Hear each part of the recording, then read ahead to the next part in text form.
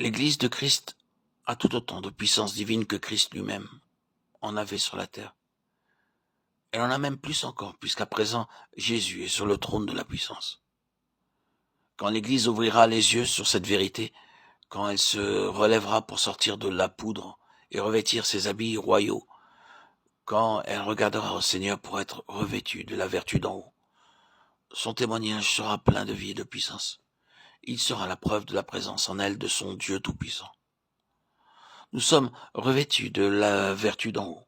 Nous recevrons la vertu du Saint-Esprit, tout autrement que nous ne nous y attendions. C'est dans notre faiblesse que vient agir cette puissance divine. Le sentiment de notre faiblesse ne nous quitte pas, car cette puissance ne nous est pas donnée comme une propriété. Nous n'avons de puissance qu'autant que le Seigneur lui-même est en nous. C'est lui qui use de puissance dans notre faiblesse et par notre faiblesse. Il y a un grand danger à attendre une manifestation de puissance qui se fasse voir ou sentir. C'est par la foi qu'il faut reconnaître la présence toute puissante du Seigneur et compter sur son action.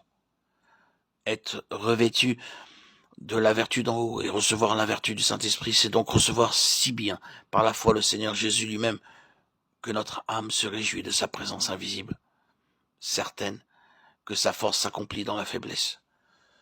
2 Corinthiens 12, 9.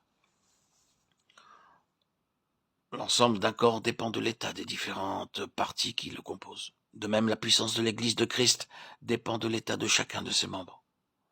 Le Saint-Esprit ne peut pas agir avec puissance sur le monde par le moyen de l'Église, à moins que tous les croyants ne se donnent entièrement au Seigneur pour être remplis par lui de son esprit.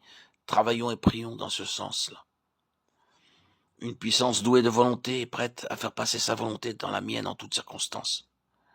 C'est donc à la volonté divine qui règne tout au fond de mon être que je dois me soumettre. Si je lui obéis avec déférence, elle agira par moi et me fera marcher par sa force. Je suis moi aussi un homme soumis à la puissance d'autrui.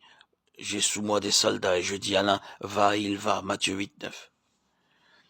Celui qui est lui-même soumis à une autorité supérieure se sert de cette autorité pour gouverner ceux qui sont sous ses ordres.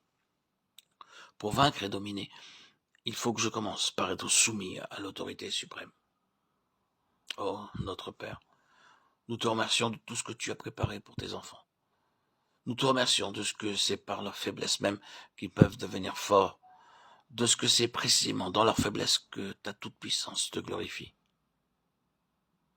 Nous te remercions de ce que tu envoies le Saint-Esprit, l'Esprit de puissance, pour apporter à l'Église la présence de Jésus auquel toute puissance a été donnée, et pour faire de ses disciples les témoins de sa présence.